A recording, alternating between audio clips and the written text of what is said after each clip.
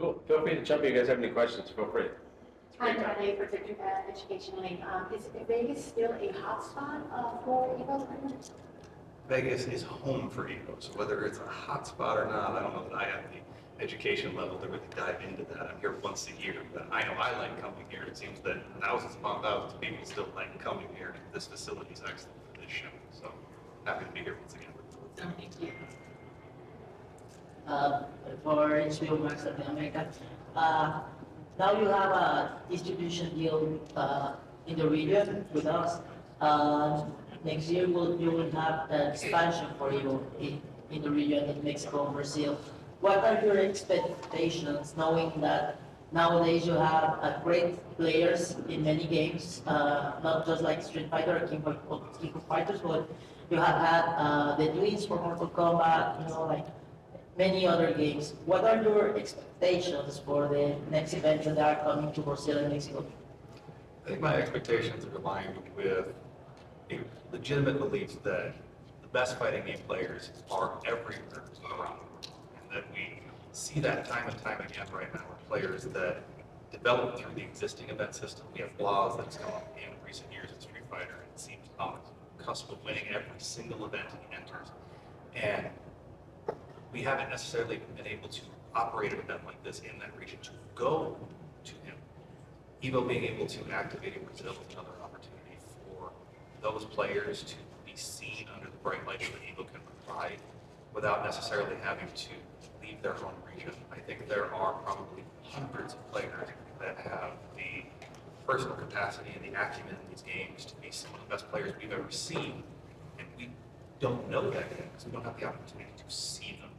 So getting down there and actually creating that opportunity, I think, is integral to the long-term health of the player base and the fandom, and a wonderful opportunity to see that fandom engage with the events, engage with the games, in the same way that we just saw in France, where you have thriving players there, a thriving ecosystem there with an incredible amount already great events year-round. And then Evo France can pop up in Nice, and we see all of that come together and produce something at an even larger scale, and through that create moments that get recognized and seen by the entire group. So, long-winded answer, but I'm just really excited to see the players get their time in the limelight. Super important because due the context, it's very difficult for Latin America now came here and have the opportunity. So it's a big deal for us to have those events in the region. So thank you. I think it's great. We live in a time where the ability to travel places in some ways is harder than it has been. And Evo has the opportunity to, instead of asking players to always travel to us, create an opportunity for Evo to travel to them. Thank you. Joseph, I'm a Morgan G. I've been coming to Evo since 2010. Brought my child every year. It's a family thing now. But there's something that just seems a little off with today. I don't know if it's simply because it's a Friday. We know attendance is down, and I think the answer is my bubble would be like ownership. But I'm kind of curious if you think because there's been so much going on in the fighting game scene in the last 60 days with COVID, I think it's like the beginning of May around there. Do you think that's had any impact on attendance being a little bit lower this year? And do you think also just having so many Evo events, there's just no choice now that Vegas isn't necessarily the destination you have to go to for this? I think anytime there is great change in events dates or in economy or in any other of the situations that you could discuss around how many choices fighting game players have, it's going to change the vibes a bit here and there. Yeah. What I think I focus on a lot is I go downstairs and I sit in the tournament pit and I can capture a lot of the same vibes that I've felt for 15 plus years now. If I go through the artist alley, I see many of the same faces and vendors excited to be here, and I see that fandom exists. And so I have a root belief that whether there's one person in that room or whether it's 100,000 people in that room, what we're here to do is try to curate the vibe that the room is known to have. So we're going to continue to do that. We're going to try to do that in more places. And I think over time, what we will discover is that there are enough fighting game fans everywhere that that vibe can exist anywhere and everywhere it needs to. What else we got? I have another. Welcome back. This year, you broke our Guinness record Yes. of the biggest tournament in the world with Street Fighter in Japan. Do you believe that that record is going to be broken again soon, or you expect to have like many years before you can break that record? I think the fighting game fandom, particularly in Japan around Street Fighter, is incredible at the moment. It seems to have no interest in slowing down its expansion. And so breaking a record at any time, I'm a pragmatist. I'm never going to look at you and go, yeah, we're going to break it tomorrow. It's easy.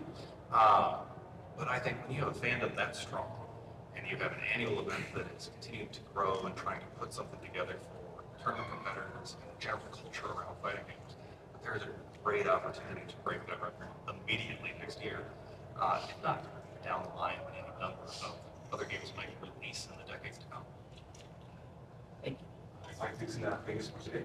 Can you talk about the career opportunities for attendees who would like to get jobs here at RTS or Evo? So In the gaming space? yeah, I think the gaming space is interesting because there are plenty of positions for production staff. There's opportunities for tournament staff to be down on the floor, run practice, bring the show together. There is construction opportunities from the vendors or the unions facilitating those vendors here at the show floor.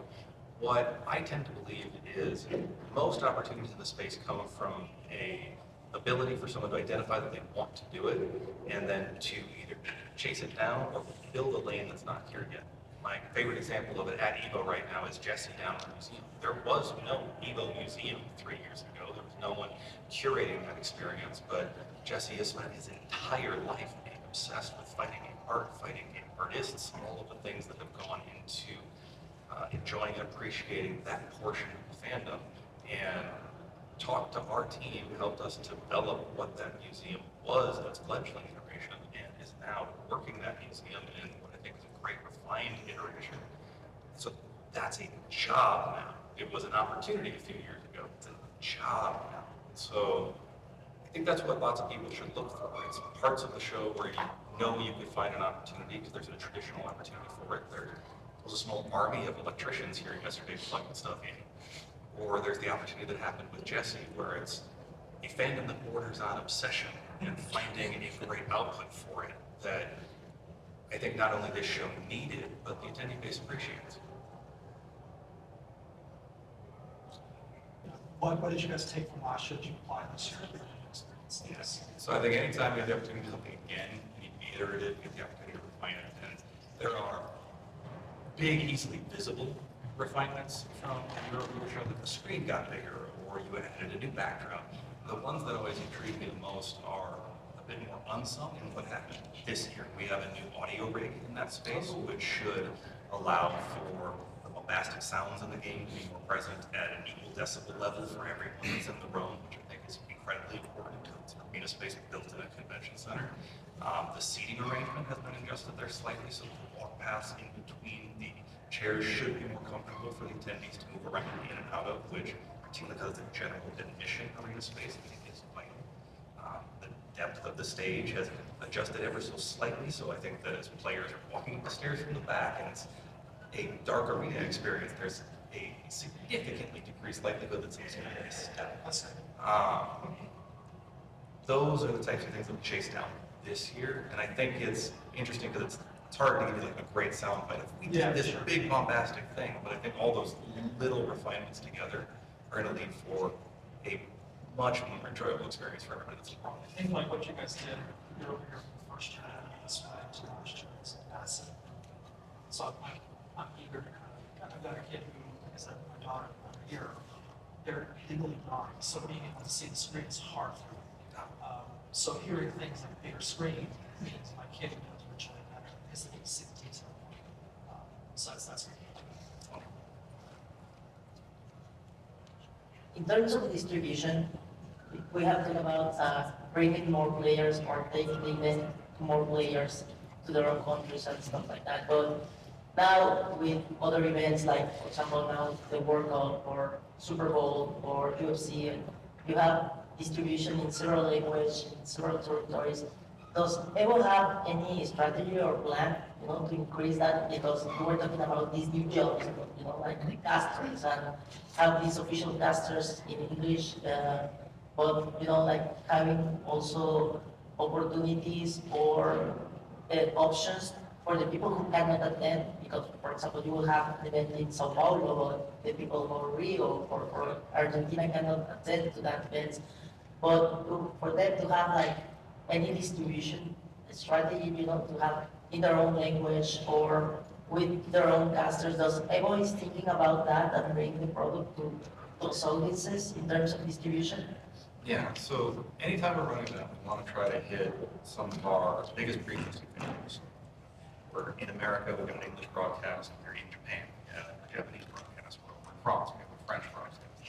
And then making sure that we have secondary languages that are available on each of those shows where we try to entertain those critical markets again and those fans that have kind of come up around Evo through those festival scale shows we're already running. How we can add languages to that if we have the availability and the resources to do so. How we can work with creators and commentators around the world to create experiences where, to be honest, I think there's a lot of opportunity creating a huge, big production language broadcast. And I think there's a lot of appreciated opportunity in opening up broadcast resources or broadcast feeds to creators that are on Twitch or on YouTube and building out community experiences and converts too. So finding the balance between that show to show is always going to be interesting. It might be even challenging, but it also has to happen. Like the big pretense here is that fighting games are for everyone. Evo is going to be here to try to bring fighting games to everyone. Maybe we can't do that for every single person, every time, every moment, but that is absolutely the goal. We got more now. Hello, new friends. Any other questions for Rick? Yeah, hi, Francisco from Level One.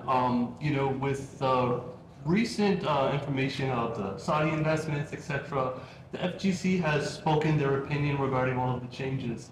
And I'm just curious to know, what would be one thing that you would like to tell the FGC to be really optimistic about all of these changes, everything that's coming forward, the new opportunities that is coming with Evo?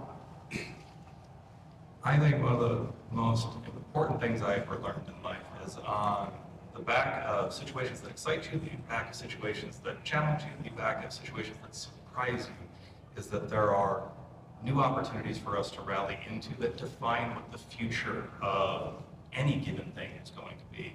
Right now, we are in a moment where there are so many eyes on us, there are so many conversations around us that we have a really important opportunity to find exactly what we are as a fandom and exactly what we can become as a fandom.